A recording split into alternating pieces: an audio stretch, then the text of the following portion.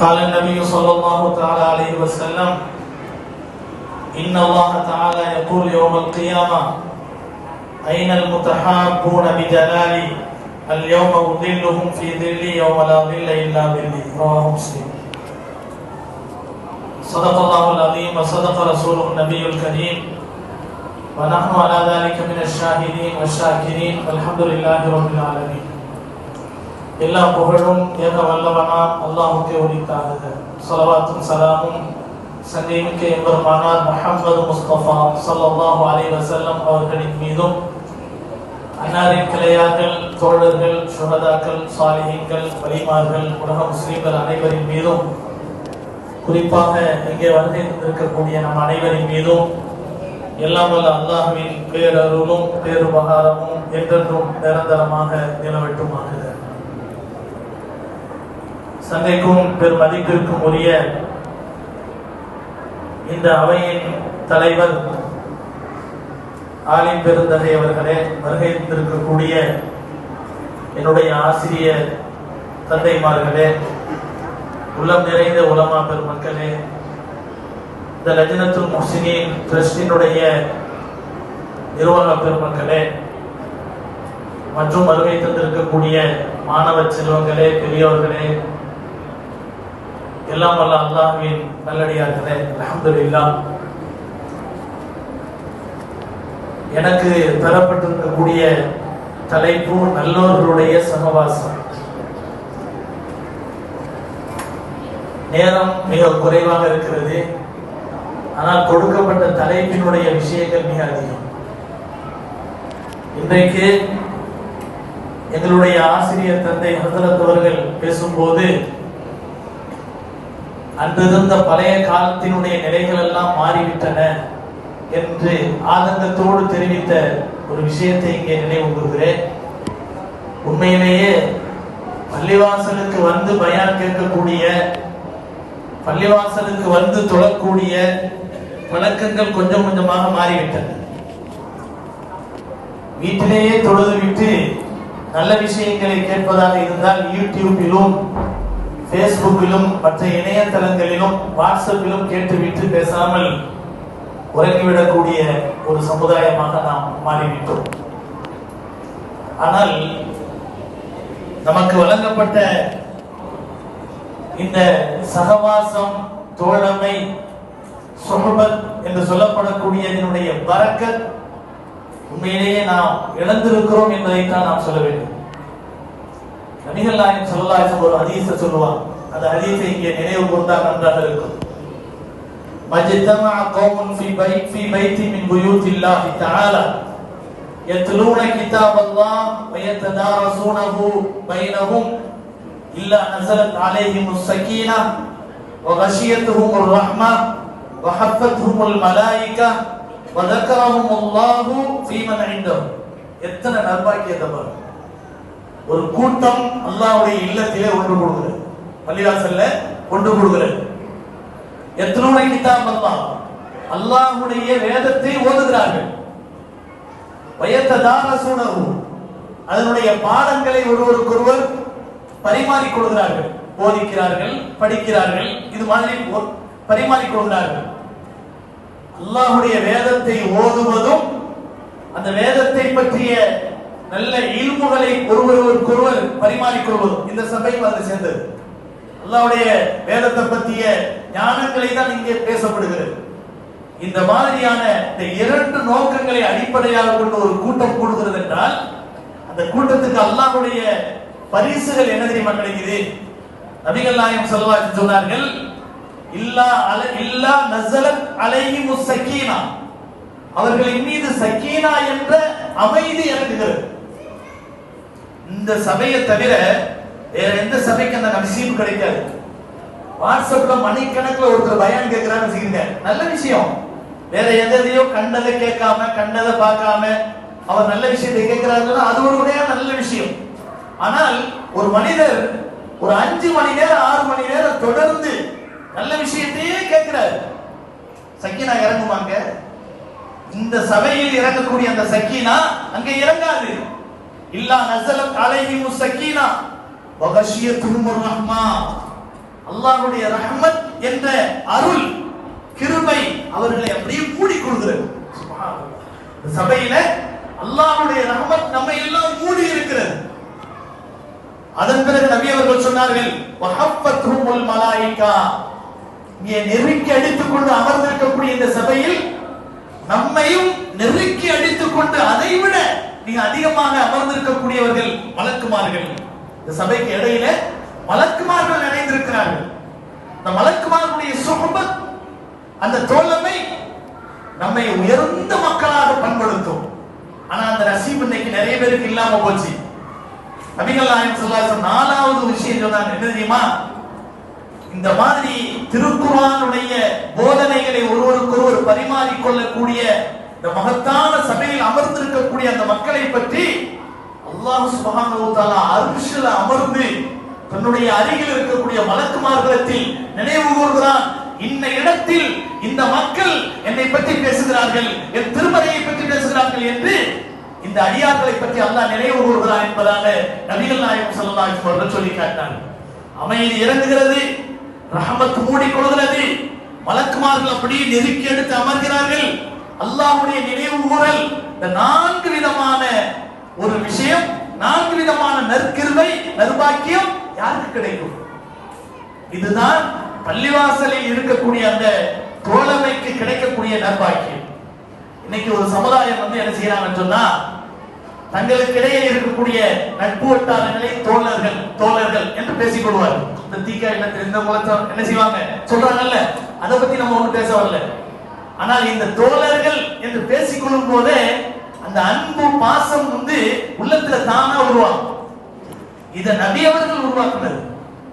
நபிகள் நாயகம் ஸல்லல்லாஹு அலைஹி வஸல்லம் அவர்கள் தோழமைக்கு கொடுத்த மரியாதை இருக்குதா, தோழமைக்கு கிடைத்திருக்கக்கூடிய அங்கீகாரம் இருக்குதா, நபிகள் நாயகம் ஸல்லல்லாஹு அலைஹி வஸல்லம் தோழர்களுக்கு சஹாபாக்கள் என்ற பெயர் கிடைத்திருக்கிறது. இது ஒன்று போதும் தோழமைக்கு கிடைத்த அங்கீகாரத்துக்கு. நபிகள் நாயகம் ஸல்லல்லாஹு அலைஹி வஸல்லம் அவர்கள் ஒரு சூரியனை போன்றவர்கள். அந்த இடத்தை யாருமே அடைய முடியாது. சூரியன் யாராவது பக்கத்துல நெருங்க முடியுமா? இப்படி சுட்டு எரிச்சிரும். அந்த இடத்தை யாராலும் அடைய முடியாது. ஆனால் அந்த சூரிய குடும்பத்தில் ஒன்றுதான் என்னது? நிலவு, பிறை. அந்த சூரியனுடைய பிரகாசத்தை கொண்டுதான் நிலவு வெளிச்சத்தை தருகிறது. சூரியனை யாரும் அடைய முடியாது. ஆனால் சூரியனுடைய அந்த வெளிச்சத்தை கொண்டுதான் நிலவு வெளிச்சம் தருகிறது. அதே போலதான் சஹாபாக்கள். நபிமார்களுக்கு அடுத்தபடியாக நீங்கள் பாருங்கள், சஹாபாக்களுடைய அந்தஸ்தை யாராவது அடைய முடியுமா? நிச்சயமா அடைய முடியாது. நபிகள் நாயகம் ஸல்லல்லாஹு அலைஹி வஸல்லம் அவர்களை ஒரு மனிதர் சந்திக்க வர்றாரு. ஒரு 2 நிமிஷம் 3 நிமிஷம் பார்த்திருப்பாரு, பார்த்தாரு, பேசினாரு, விடை பெற்று போயிட்டார். அவர் ஒரு சஹாபி. எத்தனை நிமிஷம் பார்த்தாரு? 2 நிமிஷம் 3 நிமிஷம் தான் பார்த்திருப்பார். நபியை பார்த்தார், ஈமானோடு பார்த்தார். அதனால அவர் ஒரு சஹாபி. அந்த மனிதனுடைய அந்தஸ்தை பின்னால் வரக்கூடிய அமலினுடைய உச்சகட்டத்திலே இருக்கக்கூடிய எவ்வளவு பெரிய வழியாக இருந்தாலும் அடைய முடியாது. சுபூபத்துக்கு கிடைக்கக்கூடிய மரியாதையை பாருங்கள். நபி அவர்களோ அவரை பார்த்திருக்கிறார், நபி அவர்களுடைய சகவாசத்தை அவர் பெற்றிருக்கிறார். அதனால் அவருக்கு கிடைத்திருக்கக்கூடிய அங்கீகாரம் சஹாபி. ஸல்லல்லாஹு அலைஹி வஸல்லம் அந்த தோழமைக்கு கிடைக்கக்கூடிய ஒரு பெரிய ஒரு பவர் என்ன தெரியுமா? ஸல்லல்லாஹு அலைஹி வஸல்லம் அவர்கள் தன் வாழ்க்கையிலே வாழ்ந்த சஹாபாக்கள், அதற்கு அடுத்து வாழ்ந்த தாபியீன்கள், அதற்கு அடுத்து வாழ்ந்த தாபியீன்கள் என்ற 3 விதமான 3 தலைமுறைக்கு உரிய அங்கீகாரத்தை நபி அவர்கள் சொன்னார்கள். கைருல் குரூனி கர்னி சும்மல்லதீன யலூனஹும் சும்மல்லதீன யலூனஹும். காலத்தால் மிகச் சிறந்தது என்னுடைய காலம், அதன் பிறகு அடுத்து வரக்கூடியவருடைய காலம், அதற்கு அடுத்து வரக்கூடியவருடைய காலம். சஹாபாக்கள் நபி அவர்களுடைய தோழமையை பெற்றதால் உயர்ந்தவர்களாக கருதப்பட்டார்கள். அந்த காலமும் உயர்ந்தது என்று நபி அவர்கள் சொல்கிறார்கள்.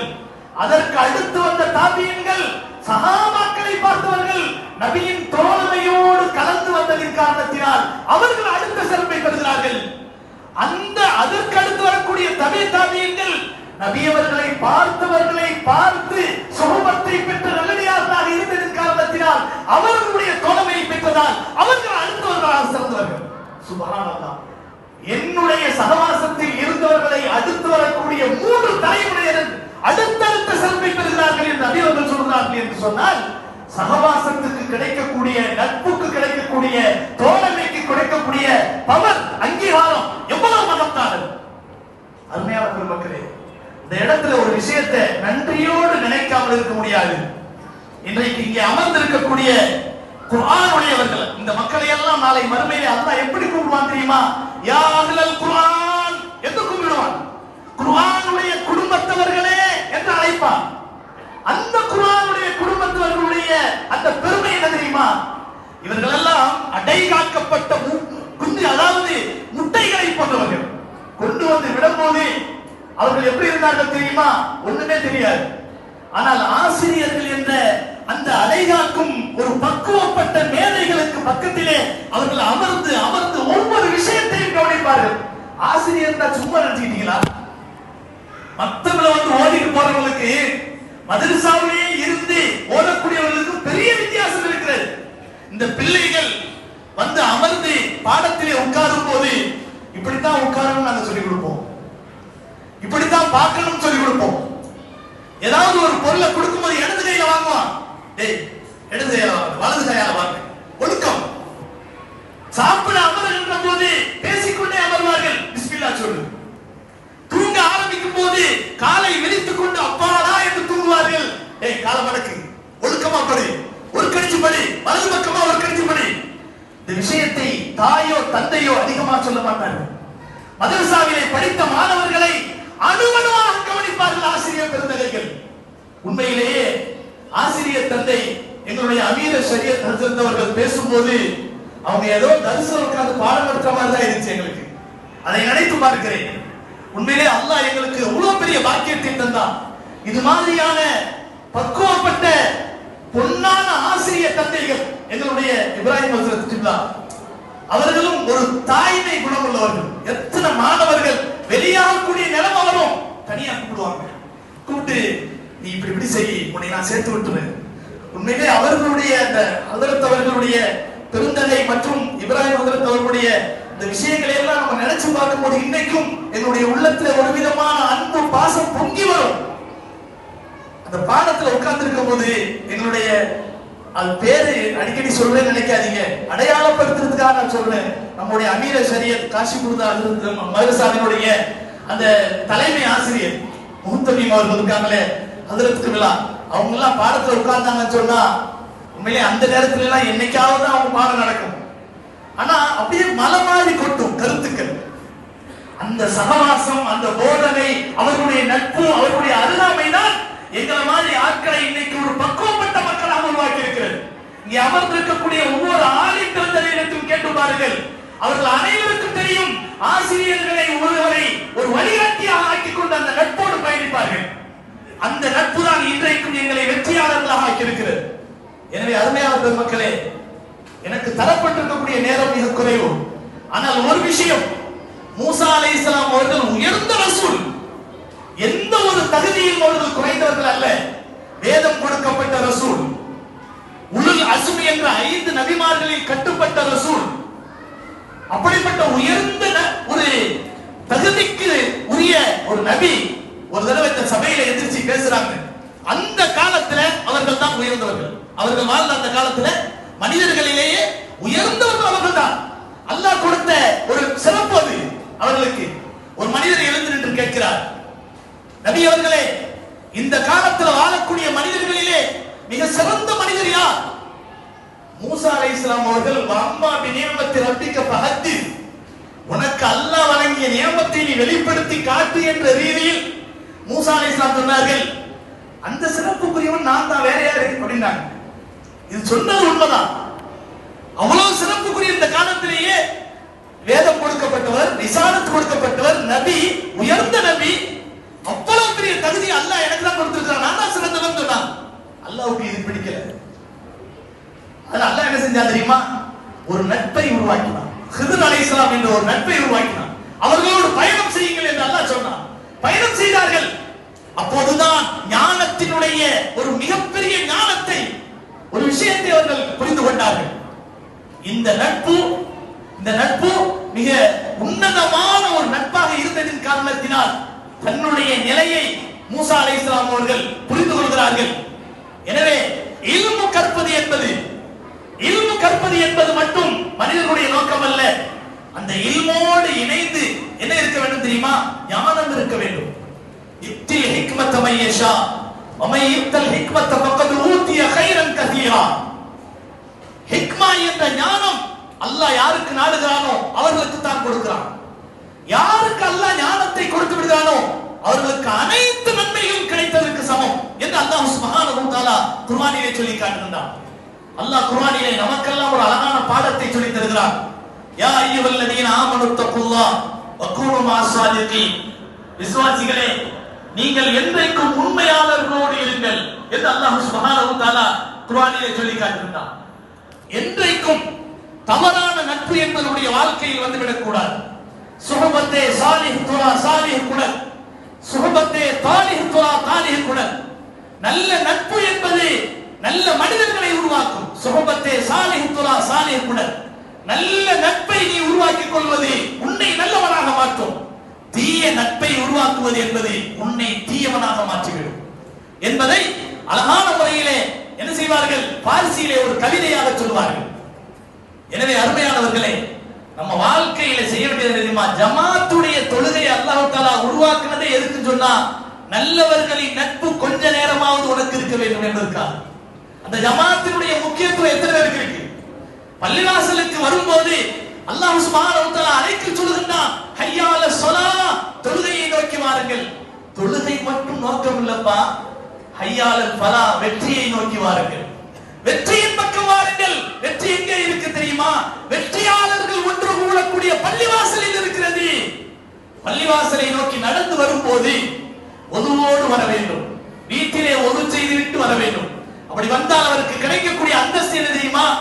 நபிகள் நாயகம் ஸல்லல்லாஹு அலைஹி வஸல்லம் சொன்னார்கள், வீட்டிலே ஒது செய்துவிட்டு ஒரு மனிதன் நடந்த நிலையில் பள்ளிவாசலை நோக்கி வந்தால் ஒவ்வொரு அடிக்கும் ஒரு நன்மை கிடைக்கும், ஒரு தீமை மன்னிக்கப்படும், ஒரு அந்தஸ்து உயர்த்தப்படும். பள்ளிவாசலிலே முன்னாலே வந்து அமர்ந்து சஃபிலே இருந்து தொழுதுவிட்டு தொழுகையை எதிர்பார்த்து அமர்ந்திருப்பாரையானால் இருக்கக்கூடிய நேரமெல்லாம் நஃபிலான வணக்கத்தில் ஈடுபட்டிருந்த நன்மை அவருக்கு கிடைக்கும் என்று நபி அவர்கள் சொன்னார். ஏன் தெரியுமா? இந்த பள்ளிவாசல் தான் நல்லோர்கள் ஒன்று கூடக்கூடிய இடம். நல்லோருடைய சகவாசத்தை வாழ்க்கையிலே பலதரப்பட்ட மனிதர்களை பார்க்கலாம். ஆனால் பள்ளிவாசலுக்கு வரும்போது நல்லவர்கள் மட்டும்தான் இருப்பார்கள். அந்த பள்ளிவாசலுக்குள்ளே நுழையும் போது நாம் கேட்கக்கூடிய துவா என்ன? இந்த துவாவை எவ்வளவு பெரிய செல்வாக்கு மிகுந்த மிகப்பெரிய ஒரு காம்ப்ளெக்ஸுக்குள்ள போனாலும் சரி, பெரிய ஒரு அதாவது கடைகள் நிறைந்த ஒரு செல்வாதிபதியான இடத்துக்குள்ளே நுழைந்தாலும் சரி, அந்த துவாவை நபி அவர்கள் சொல்லி தரல. அல்லாஹும்ம ஃப்தஹ்லி அப்வாப ரஹ்மத்திக். சுப்ஹானல்லாஹ். அல்லாஹும்ம ஃப்தஹ்லி அப்வாப ரஹ்மத்திக். பள்ளிவாசலுக்குள்ளே நுழையும் போது ஓத வேண்டிய துவா நபி அவர்கள் சொல்லி தந்தார்கள். யா அல்லாஹ், ரஹ்மத்தினுடைய வாசல்களை எங்களுக்கு திறந்து விடு என்று நபி அவர்கள் சொல்லி தந்தார்கள். இந்த துவாவை நம்ம வீட்டுக்குள்ள போகும்போது நம்ம ஓத முடியுமா? நம்முடைய கடையில போகும்போது நுழைய முடியுமா? நுழையும் போது ஓத முடியுமா? கடையில தான் ரிஸ்க் நிறைய வருது, பணம் காசெல்லாம் நிறைய இருக்கும். ஆனால் அல்லாஹ் முஃப்தஹ்லி அப்வாப ரஹ்மத்திக் எங்க ஓதுறோமா? பள்ளிவாசலுக்குள்ள வரும்போது தான் அந்த வார்த்தையை சொல்ல முடியும். ஏன் தெரியுமா? அல்லாஹ்வுடைய ரஹ்மத் என்றைக்கும் இறங்கிக் கொண்டிருக்கக்கூடிய ஒரு புனிதமான இல்லம் இந்த பள்ளிவாசல். பள்ளிவாசலை நோக்கி நடந்து வரக்கூடியவர் வெற்றியை நோக்கி நடந்து வருகிறார். அவ்வளவு உன்னதமான உயர்ந்த இடம். எதற்காக இதை சொல்கிறோம் என்று சொன்னால், சகவாசங்களை, தோழமைகளை, நட்புகளை புனிதமாக்கிக் கொள்ள வேண்டும் என்று எண்ணக்கூடிய, புனிதத்தை எண்ணக்கூடிய நற்பாக்கியசாலிகளே, பள்ளிவாசலினுடைய நட்பை என்றைக்கும் விட்டுவிட வேண்டாம். எல்லா காலங்களும் கடைசி மூச்சு வரை பள்ளிவாசலோடு இணைந்திருப்பது என்பது மனிதர்களுக்கு கிடைக்கக்கூடிய மகத்தான வெற்றி. ஆரம்பத்தில் ஓதி காட்டப்பட்ட அழகான ஹதீஸை நபிகள் நாயகம் ஸல்லல்லாஹு அலைஹி வஸல்லம் சொன்னார்கள். ஹதீஸே குதுசி. நபிகள் நாயகம் ஸல்லல்லாஹு அலைஹி வஸல்லம் சொல்லி காட்டினார்கள், ஐனல் முத்தஹாபூன ஃபிய, ஐனல் முத்தஹாபூன பிஜலாலி. எனக்காக வேண்டி ஒருவருக்கொருவர் அன்பு வைத்துக் கொண்டவர்கள் எங்கே? அல் யௌம உதில்லுஹும் ஃபீ தில்லி யௌம லா தில்ல இல்லா தில்லு. இன்றைய தினத்திலே நபி அவர் அல்லாஹ் தஆலா அழைக்கின்றார் நாளை மஹ்ஷரிலே, எனக்காக ஒருவருக்கொருவர் நட்பு பாராட்டியவர்கள் எங்கே? எந்த நிழலும் இல்லாத என்னுடைய நிழலை தவிர, என்னுடைய அரிசி நிழலை தவிர எந்த நிழலும் இல்லாத அந்த நிழலில் உங்கள் அனைவரையும் நான் உங்களுக்கு நிழல் கொடுத்து பாதுகாப்பேன் என்று அல்லாஹ் கூறுவதாக நபிகள் நாயகம் ஸல்லல்லாஹு அலைஹி வஸல்லம் சொன்னார். வஜபத் முஹப்பதி, அல்லாஹ் சொல்வதாக நபி அவர்கள் சொன்னார்கள், என்னுடைய அன்பு கடமையாகிவிட்டது. யார் எனக்காக வேண்டி அன்பு வைத்தாரோ, யார் எனக்காக வேண்டி ஒருவருக்கு ஒருவர் சந்தித்துக் கொண்டாரோ, யார் எனக்காக வேண்டி தனக்கு மத்தியிலே செலவழித்துக் கொண்டாரோ, இவர்கள் அனைவருக்கும் என்னுடைய முஹப்பத் கடமையாகிவிட்டது என்பதாக அல்லாஹ் கூறுவதாக நபிகள் நாயகம் ஸல்லல்லாஹு அலைஹி வஸல்லம் அவர்கள் சொல்லி காட்டினார்கள். எனவே அருமையான பெருமக்களே, இந்த மதரசா என்பது குர்ஆனை மனனம் செய்த ஹாஃபில்களை மட்டும் உருவாக்கவில்லை, பக்குவப்பட்ட நன்மக்களை உருவாக்குகிறது. ரஹ்மத்தை உள்ளடக்கிய உன்னத மாமனிதர்களை உருவாக்குகிறது. இதுக்கெல்லாம் காரணம் என்ன? நல்லோருடைய சகவாசம், நல்ல ஆசிரியருடைய சகவாசம். இது மாதிரியான நட்பு நிச்சயமாக வாழ்க்கையிலே நம்மை பண்படுத்தும், உயர்ந்த மக்களாக மாற்றற்றவர்களாக நம்மை புனிதப்படுத்தும். எனவேதான் இது மாதிரியான சபைகளை அடிக்கடி தேர்ந்தெடுத்துக் கொள்ள வேண்டும். வாரத்துல ஒரு தடவையாவது இங்க தஃப்சீர் நடக்குது, அதே போல மாமூர்ல தஃப்சீர் நடக்குது, அநேகமாக எல்லா பள்ளிவாசல்களிலும் தஃப்சீர்கள் நடைபெறுகின்றன. அதே போல ஜும்மாவுடைய பயான்கள் நடைபெறுகின்றன, நல்ல விஷயங்கள் பேசப்படுகின்றன.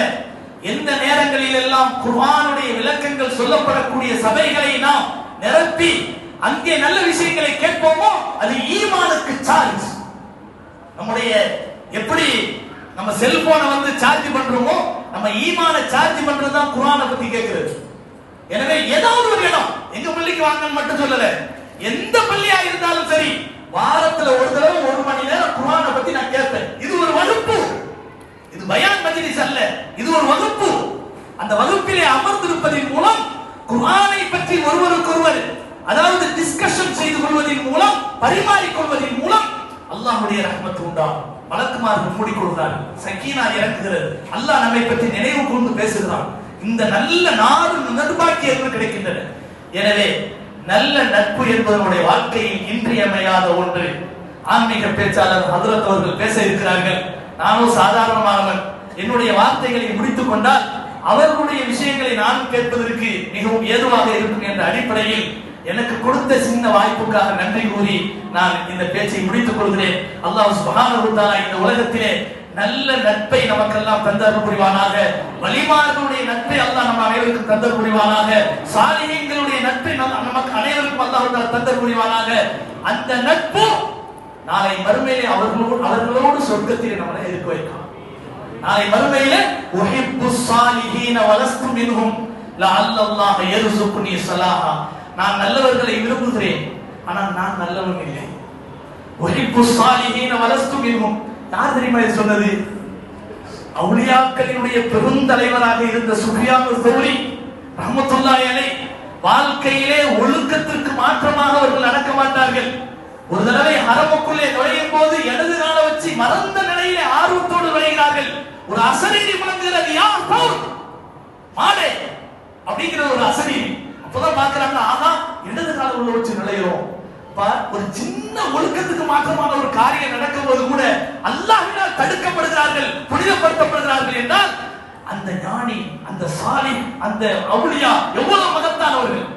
அந்த மகத்தான சுஃபியான் ஸௌரி ரஹ்மத்துல்லாஹி அலைஹி சொல்கிறார்கள், அதை நாமெல்லாம் சொல்கிறோம் ஆதரவு வைத்த நிலையில், உஹிப்புஸ் சாலிஹீன வலஸ்து மின்ஹும் லஅல்லல்லாஹ யர்சுகுனி ஸலாஹா, நல்லவர்களை நான் விரும்புகிறேன் ஆனால் நான் நல்லவன் இல்லை. நான் நல்லவர்களை விரும்புகிறேன், நான் நல்லவன் இல்லை.